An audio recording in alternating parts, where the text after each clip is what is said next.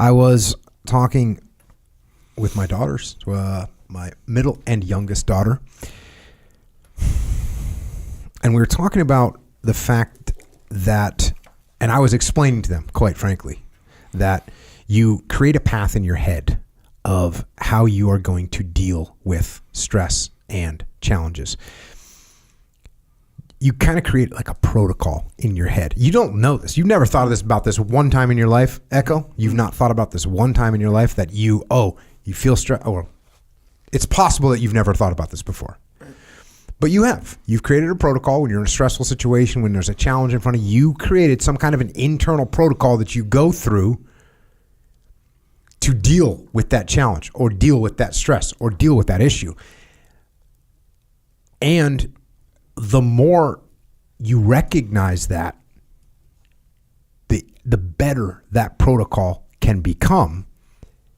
And it's something that you have to pay attention to because you can create a protocol in your head that like, oh, I'm going to go through something right now. I know it's going to hurt, but here's where I need to go mentally to get through it. And once I get through it, it's going to make me feel this way. So you have a whole pathway that's well traveled. It's going to be easy for you to get down that path. I'm in this bad situation again. Okay, cool. I know what I need to do. I know the mindset I need to get, and I can move forward.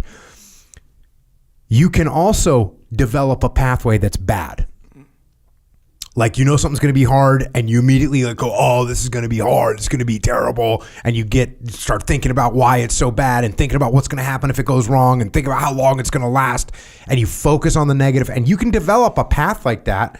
And you see people in life that develop a path like that, anything bad, and you also see people like, oh, God, right? They have two different directions that you can go. Sure. These paths have protocols in your head. Do you ever do sauna activities? Yeah, sauna, hell You yeah. ever do like aggressive, hostile sauna? I would never call any of my sauna sessions hostile nor aggressive. Okay. I do some pretty hostile, aggressive sauna things. Where, the temperature's max, you're pouring on the water, it's painful. If you have the wrong mindset, it's a nightmare. If you have a good mindset, it's fine. Yeah, I dig it. Almost to the point where you're like, wait, what's the temperature? You almost think it's cooler. You almost think it's shorter. Yeah. Like if you weren't following the protocol, the sauna protocol, or the lifting protocol, or the whatever. Like if it's squats, you can get caught in a bad place. Yes, sir, you can. You know what I mean? Yeah. I've had conversations with myself. Yes. Where I've literally said, I don't care if I'm strong. I don't care anymore. Yeah. I just want to stop this. Yeah. That's a voice in the head. Oh, yeah. You got to power through that. But your protocol, you can go down that path where you stop. You can develop a habit of like, okay, well, it's hard, so I'm just going to get off this. Stop the sauna. Stop the squatting. Stop the whatever. Right. I think that you probably did this with claustrophobia. Yeah. Did you? You figured out that like, oh, this is going to end. Hang on. Don't freak out. Yeah. Don't get caught in a negative place because you used to freak out. Yeah. 7 years ago, maybe? Yeah. You would get like, you would tap. You actually would tap. Yeah. Like submit and quit. Sure. Because someone like me was cross-eyed on you. I don't remember anyone else ever doing that aside from you. Okay. Well, that's one. There you go. It's true though. Yes. But you couldn't deal with it. Like you hated it. Right. And then you got used to it. You actually found a different path in your head. You did what I'm talking about here. Yeah. You went from like, look, when Jocko's gone, I'm never going to get out. It's going to suck. He's going to sweat on my eye. Like this is terrible. I can't breathe. You took all that and you said, you know what? I can't die. I'm not going to die. Mm-hmm. He can't put any more weight on me than he's putting on me. It's just not going to he can't get any heavier in the next 3 minutes. Yeah. He's not submitting me, so he's not really winning. He's just putting pressure. Mm-hmm. The pressure can only get so much, and if I can hang on, he's going to have to try something else. Yeah. You figured that out. You carved out this other path. Mm-hmm. So once you realize that you have these paths and your protocol in your head, once you recognize them, you can adjust them. And if you have a good path that you can go down, you can actually go, oh, I see what's happening right now. And you can say, oh, left turn, right turn, go 60 miles an hour, press the brakes. All right, now I'm through it. Yeah. You can actually do that. These are things, and by the way, if you have a bad path, you can say, oh, hold on a second. The right turn doesn't get me anywhere good. Stop, go left. The straightaway, don't go down the straightaway. It seems real easy, but it's not the place to go.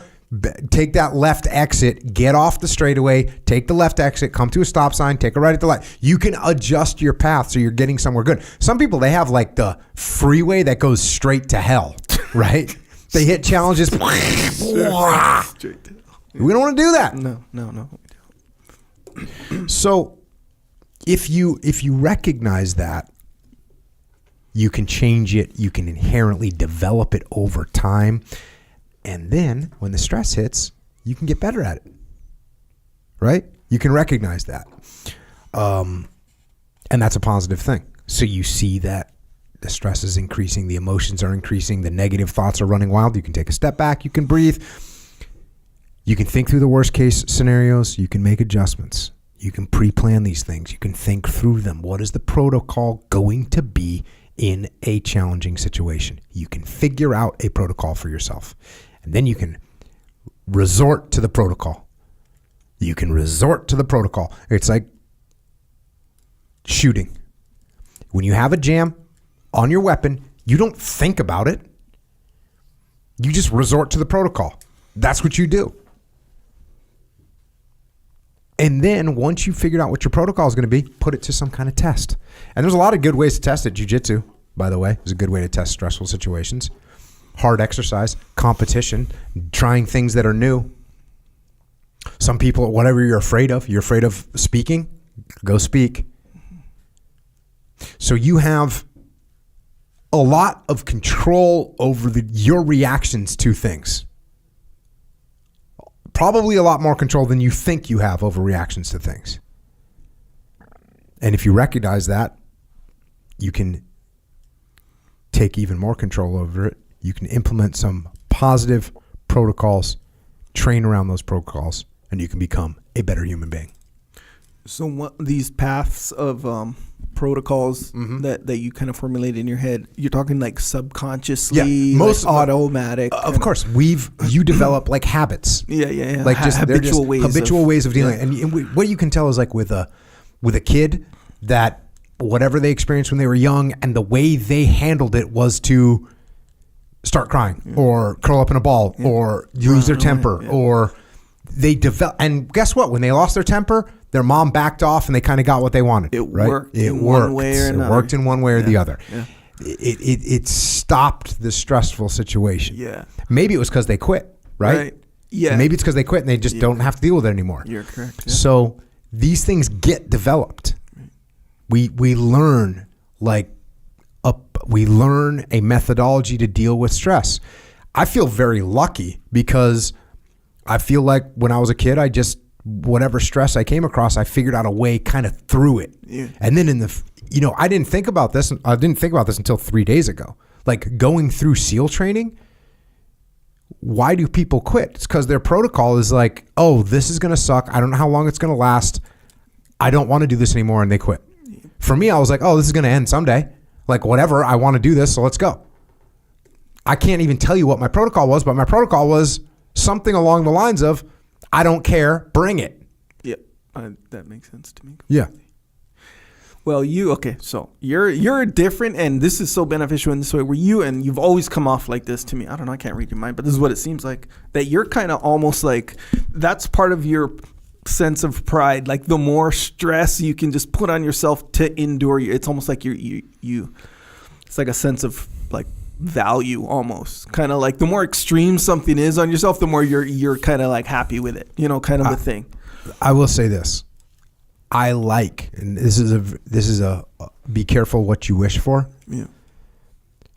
I like when things are chaotic and crazy.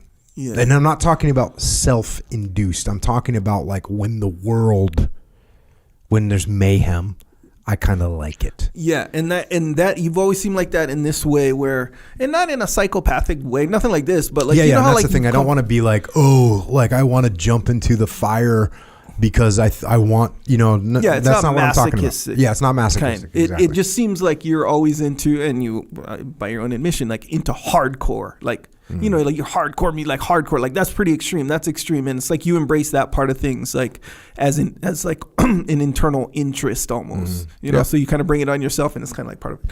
We're normal people, not like that. So, but I think that formulated itself to be like such this strong asset because it's so useful in like outlasting, enduring certain things, which is a necessity for certain types of success, or pretty much all kinds of success, pretty much.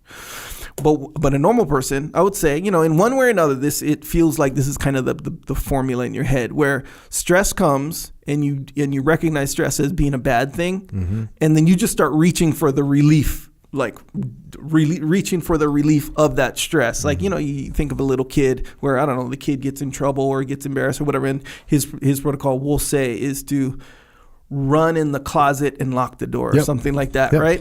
Where that's just his first reaction. That he might have done other stuff before, but that was the first one that found just a little bit of relief from that stress. So, that's what we're doing. And it gets like cemented in their little brain back there, and it just sort of builds, and whatever. It's like a weird little mutated version of like evolution in the back of your But the mistake is, there's a greater, like if you can endure certain types of stress, it'll give you a greater payoff than one. Just and giving up and quitting is a big part of it, whether it be jiu-jitsu, whether it be SEAL training, whatever, where it's like, hey, endure this stress. Yeah, you feel like you want to quit. You feel you want the relief from the stress, for sure. But if you endure it, that relief is going to come way more. You'll have more of a payoff than that one little short-term one. You see what I'm saying? So, but in your little protocol, that little subconscious protocol doesn't work like that. You got to train it to work like that.